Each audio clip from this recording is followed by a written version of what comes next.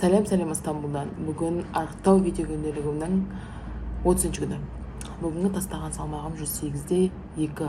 Ой, салмағым 108-де 2. 100 грамм жала болыппын.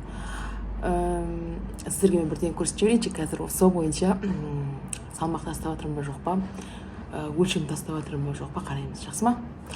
Негізінде мынау менің дейтін 90 килограмм болғандағы шалбарым. Көріп тұрсыздар ғой, міне. Жабылмайды да.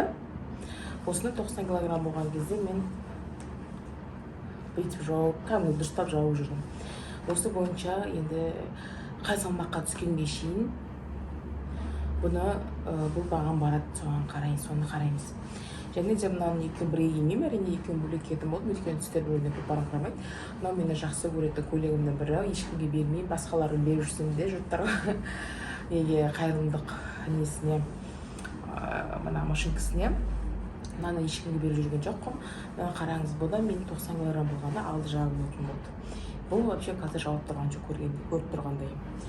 Осы бойынша біздер менің өлшемім кетіп жатыр ма жоқ па, соны қараймыз.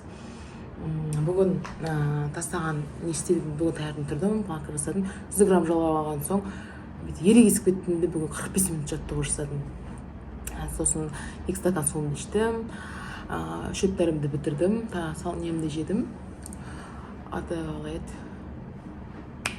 Завтра таңғы асымды қарап жүріңіз, қандай таңғы ас жедім. Қыздар, мына мен таңғы асым, жаңа айтып өткенде түрік колбасасының жұмыртқа, bir dilim nan, огурцы, помидор, сыр. Аужан, efendim yavrum. Evet, bekleyen. Мен жерде монтаж жасап жатырмын ютубқа. Маған насып болсын, күндерің жақсы өтсін. Міне, осындай таңғы ас жедім. Қазір енді мен қарбыз жейін деп жатырмын обедке, түскі асқа. Соның дейтін кішкене басқаша бір контент болсын деп сізге көрсетіп жатырмын. Киіммен қалай весыйды, итакта тартымды көріп жатсыздар ғой. Енді киім бойынша, енді өлшем бойынша қанша кетіп жатырғанын осы мына көйлек арқылы және мына шалбар арқылы біліп отырамыз. Что это значит? Қыздар, мен кофе ішемін деп шештім бүгін. Қандай әдемі болып шықты. Кофе машинкамен. Капучино, латте. Көпірдің ғарандыр күшті. Сосын, қандай кино қарап жатырмын. Материнский инстинкт деген. Бұрында да басқа бір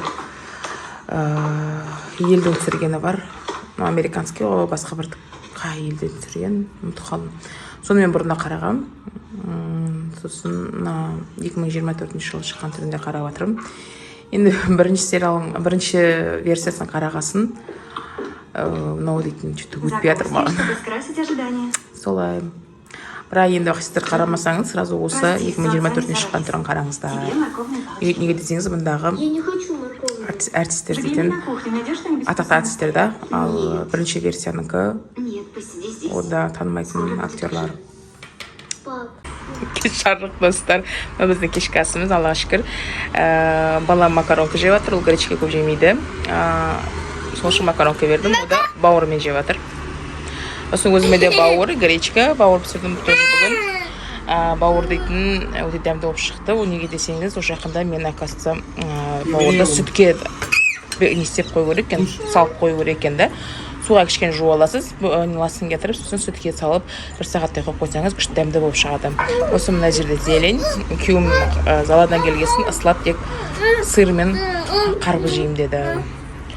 Сол мынандай көрініспен тамағымызды ішіп жатыр. Қарағандарыңызға көп рахмет, каналыма тіркеліңіздер. Менімен бірге арықтаңыздар, комментарий тастаңыз, лайк басыңыз, аямаңыз лайктарыңызды. Пока-пока.